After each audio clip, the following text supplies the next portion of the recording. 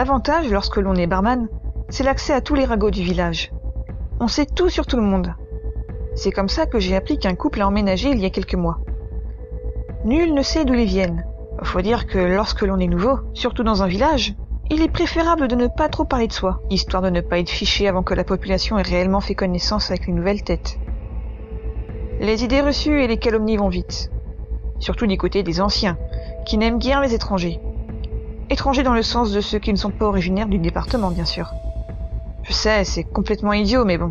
Des fois, quand j'entends des clients critiquer les touristes, j'aime bien les casser en leur demandant s'ils ont déjà voyagé au moins une fois dans leur vie pour oser dire de pareilles conneries. C'est hilarant de voir leur regard stupéfait et leur bouche grande ouverte sans qu'aucune phrase n'en sorte mis à part des C'est ma petite façon de corriger gentiment les gens qui parlent sans savoir. On raconte que ce couple a un enfant. Un petit garçon de 8 ans tout au plus, très discret. On les voit rarement se promener dans les rues. Si j'en crois les dires de l'institutrice du village, cet enfant ne serait pas scolarisé. Du moins, pas encore. Comme ils ont emménagé en fin d'année scolaire, elle suppose que la famille a trouvé inutile de l'inscrire pour 2 semaines de cours et préféré attendre d'avoir vent de la réputation de l'école avant d'entamer les démarches administratives. C'est un droit. Il est normal de savoir où on envoie son enfant. Un beau jour, lorsque j'étais en pause, je m'étais installé pépère au bar avec mon demi-hebdomadaire à attendre mon ami Gérard le boulanger. Cet homme avait un don pour faire parler les gens. Un vrai manipulateur, je dirais même. Il arrive toujours à tout savoir sur la vie privée des habitants. Moi, je le surnomme le diable en personne, parce qu'avec lui, on ne peut absolument rien lui cacher. Une fois arrivé, il me demande si j'ai aperçu la jolie saloperie brune ces derniers jours. Je lui ai répondu que non, que je ne l'ai même pas vue crâner comme elle le fait habituellement tous les mercredis soirs au restaurant. Honnêtement, ce soir-là, son absence m'avait fait des vacances et j'espérais au fond de moi qu'elle avait enfin compris qu'elle se montait les habitants à dos avec son sale caractère de princesse. Le visage crispé d'une drôle de façon, Gérard me sort tant bien que mal cette phrase. Eh ben, je vais te dire pourquoi. Elle est complètement frappée, cette gonzesse. Avec un horrible grognement de nez et de gorge, Gérard s'est pris d'un fou rire en marmonnant une phrase incompréhensible. Répète, j'ai rien compris. Respirant comme un pratiquant de yoga, il lui a fallu une bonne dizaine de respirations pour s'en remettre et me dire en se pinçant les lèvres. La demoiselle princesse aux 1000 trous de balles qui pète plus haut que quiconque, elle... Mais encore une fois, elle explosa de rire. Agacé, je me suis levé chercher un verre d'eau que je me suis empressé de lui jeter au visage. Effet immédiat, il reprit enfin son sérieux tout en me remerciant. Il me raconta ceci en essayant de garder son sang-froid. Voilà 3-4 jours que je n'ai pas croisé Miss Princesse. Elle qui se pavane dans les rues à se faire remarquer, venant d'elle, ça m'a beaucoup étonné. Jusqu'à hier. Elle est venue chercher du pain, mais elle tirait une de ses têtes. On aurait cru qu'un huissier est passé chez elle. La mine sombre et silencieuse. Elle m'a demandé, toute tremblante de baguette. Alors, je lui ai demandé si elle allait bien. Elle qui est si joyeuse d'habitude. Elle m'a rien dit. Bon, hey, tu me connais? Je suis un curieux, moi. Alors, je l'ai sorti de ma technique. J'ai eu un peu de mal, mais j'ai fini par savoir ce qui n'allait pas. Au début, je pensais à un râteau, ou peut-être une rivale lui a volé la vedette.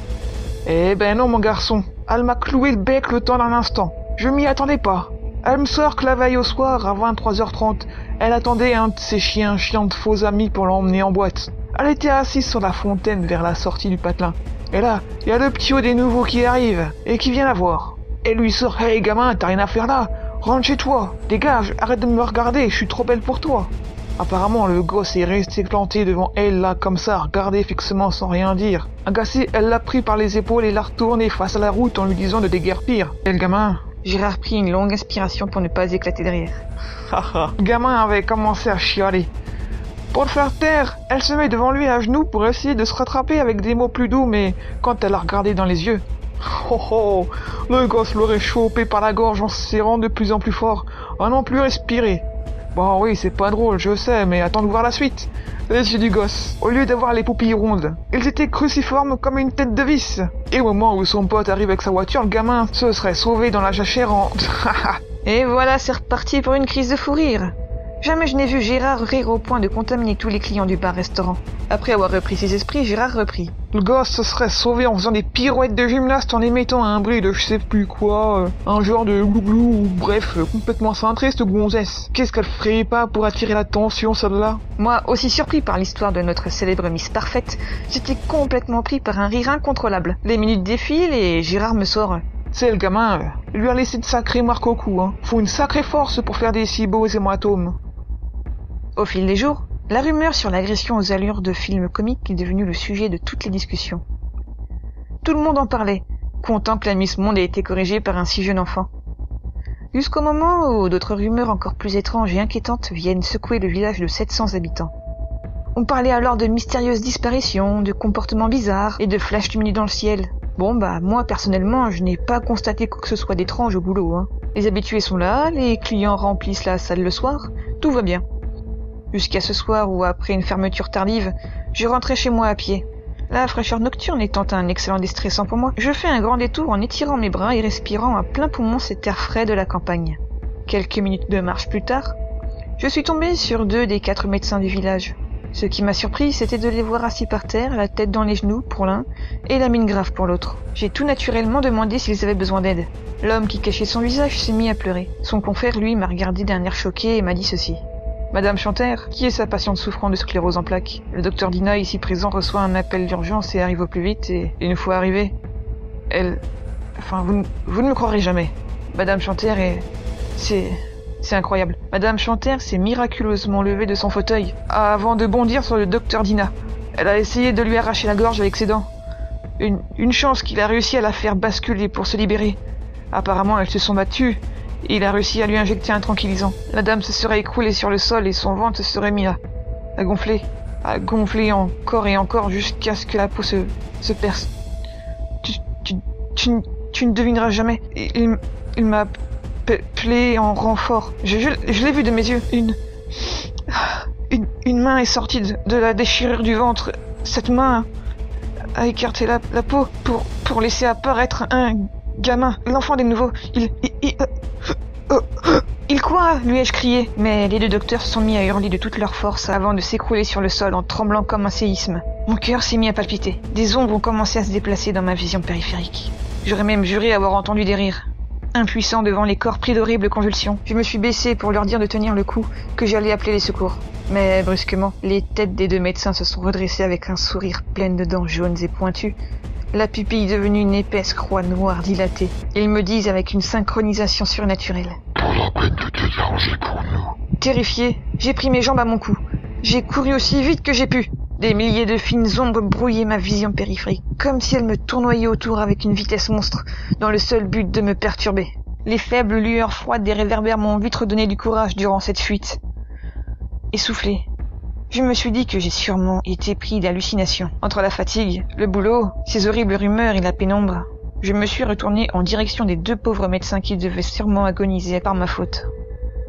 Le bout de la rue obscure, coupé par quelques rayons lumineux, semblait vide. Vide de toute vie, pas de hurlement de souffrance au loin, pas le moindre son de quoi que ce soit. J'ai espéré que la crise étrange qui a secoué les 2 hommes se soit arrêtée. J'ai fixé le bout de la rue, hésitant. 2 hommes sont en danger, ils sont pris d'une crise de je ne sais quoi, sûrement une crise de panique. J'ai un devoir de citoyen à accomplir, mais j'ai comme un étrange pressentiment. J'ai continué à fixer le bout de la rue durant plusieurs secondes. J'avais l'impression qu'il y avait du mouvement. Malheureusement, nos réverbères ont un éclairage beaucoup trop faible pour réussir à distinguer correctement quelque chose. J'ai attendu. Une masse sombre rampante a commencé à se dessiner dans la faible lueur au sol. J'ai plissé les yeux pour tenter de mieux voir. Cette forme a commencé par se séparer en 2, puis à blanchir par endroits. Les 2 masses se sont arrêtées. Le cœur battant à tout rompre, transpirant de peur, j'ai continué à fixer ces choses sans bouger. Quelques secondes ont passé, ce qui m'a paru être une éternité d'ailleurs. La tension était à son comble. J'ai serré les poings. Le seul son que je pouvais entendre à cet instant, c'était les battements incessants de mon cœur, toujours fixant ces choses immobiles. Les ombres qui me parasitaient la vision avaient toutes disparu. Mais qu'est-ce qu'il m'arrive? Cette phrase hantait mon esprit. Les 2 choses se sont mises à se dresser lentement sur leurs pattes arrière, laissant apparaître de longs bras et une petite tête. Mais c'est... Un éclair de soulagement m'a frappé l'esprit. Comment ai-je pu être aussi stupide? Une chance qu'ils avaient gardé leur blouse blanche. Sans ça, jamais j'aurais pu les reconnaître. C'étaient les 2 médecins qui ont eu la soudaine crise de je ne sais quoi. J'ai commencé à courir vers eux en m'excusant de m'être sauvé comme un voleur, en leur expliquant que j'ai été pris d'une terrifiante hallucination visuelle. Mais j'ai à peine fait 20 mètres que je me suis stoppé net. Il y avait quelque chose d'étrange qui se dégageait d'eux. J'avais beau avoir 50 mètres de distance avec eux. Je sentais une ambiance lourde, pesante, menaçante qui s'intensifiait au fur et à mesure que je m'en approchais. M'en voulait-il de les avoir abandonnés? Un pressentiment m'indiquait que ce n'était pas pour ça. Les deux hommes m'ont fait signe de la main. Celui d'un coucou lent tout en penchant leur tête sur le côté. Je le sentais pas. Mon intuition m'hurlait de décamper. Mais je suis resté là, à fixer les deux héros du quotidien au comportement des plus malaisants. Tout d'un coup, ils se sont mis à émettre un horrible son de glouglou bizarre que je ne saurais décrire. Puis s'ensuit un léger rire aigu qui a été émis par le docteur de gauche.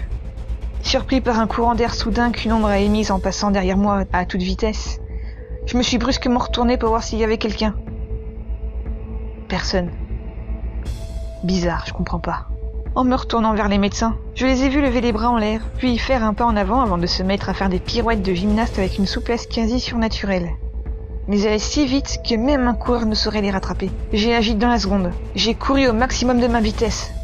J'entendais l'air brassé par les pirouettes et le bruit de leurs membres toucher le sol. Ils se rapprochaient rapidement. C'était pas normal. Personne ne peut se déplacer en faisant des espèces de roues sautillantes pour se déplacer plus vite qu'une personne qui sprinte. C'était sûr.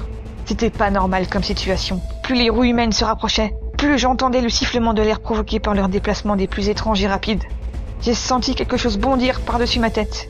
J'ai eu le réflexe de courir vers un mur de maison, de me baisser et de faire un virage à 90. L'un des deux gymnastes de l'extrême avait bondi dans les airs et s'était mangé à la fenêtre de la maison, qui me barrait la route quelques millisecondes plus tôt. J'ai pris plusieurs rues différentes pour tenter de semer la dernière chose qui me traquait. J'ai tourné à gauche, puis à droite, puis à gauche et encore à droite. Un cul-de-sac. Sous adrénaline, je n'ai pas réfléchi. En entendant les bruits de pirouettes approcher, j'ai sauté dans le conteneur poubelle le plus proche et je me suis enterré dans les déchets. J'ai attendu. Patiemment. Puis un gros boum s'est fait retentir. Paniqué. J'ai cru que c'était la fin.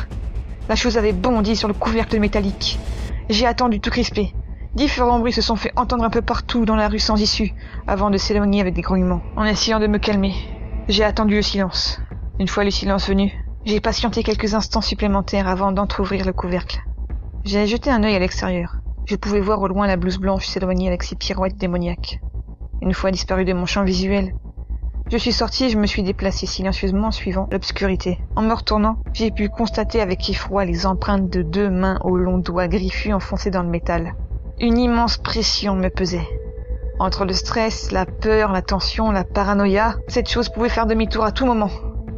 Après avoir parcouru quelques rues les plus sombres, j'ai décidé de retourner chez moi en espérant que ces 2 fous furieux de doc gymnastes n'iront pas me chercher là-bas. J'ai pris la rue de gauche et celle de droite. Ma rue. J'y suis presque. Je tente le tout pour le tout. J'ai couru aussi vite que j'ai pu en espérant que rien ne se soit tapi dans l'obscurité qui occupe l'espace entre chaque faisceau lumineux des réverbères.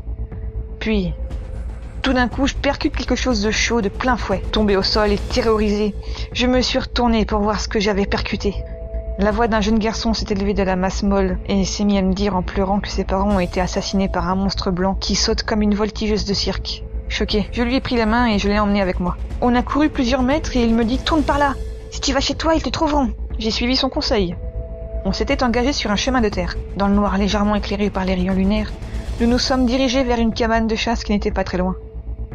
Arrivé à proximité de l'entrée du bâtiment, une lumière aveuglante nous a surpris. J'ai émis un cri de stupeur, puis j'ai crié à l'enfant de ne pas paniquer, que j'étais là pour le protéger. Écartant mes doigts pour habituer mes yeux à cette lumière, je me suis rendu compte que c'était en réalité un projecteur détecteur de mouvement. J'ai poussé un soupir de soulagement. « Ils arrivent », dit lentement le garçon. Il se tourna vers moi et me dit « Ils sont venus pour toi. » Hein ? Il se mit à sourire. Je le fixe droit dans les yeux pour lui demander qu'est-ce qu'il en savait. Mais je n'ai pas pu sortir le moindre son lorsque j'ai vu ses pupilles changer à la lumière du projecteur. Ses yeux, aux pupilles cruciformes. Non. C'est impossible. Qui est ? Je n'ai pas eu le temps de finir ma phrase lorsque j'ai senti mon corps se faire écraser par quelque chose qui m'est tombé sur les épaules et le dos. Si violemment que j'en ai senti plusieurs de mes os craquer et s'enfoncer dans ma chair, telle une bouteille qu'on écrase avant de jeter. La vision se brouille. Du sang gicle de ma bouche. Avant de perdre connaissance, j'ai eu le temps de comprendre. car en levant les yeux, j'ai de suite reconnu les blouses et les fameux parents du petit garçon. Ils portent tous deux une blouse médicale et leur visage n'a plus rien d'humain. Une bouche sans lèvres, des dents pointues, des yeux cruciformes. Ils se sont fait passer pour des gens de confiance, dans l'unique but de tromper la victime. Qui sont-ils? Pourquoi? Je crois que c'est la fin de ma vie. Elle vient de s'arrêter de défiler devant mes yeux. Je me sens partir. Je n'arrive plus à réfléchir. J'aimerais comprendre, mais je crois que c'est trop tard. Ah, aidez-moi.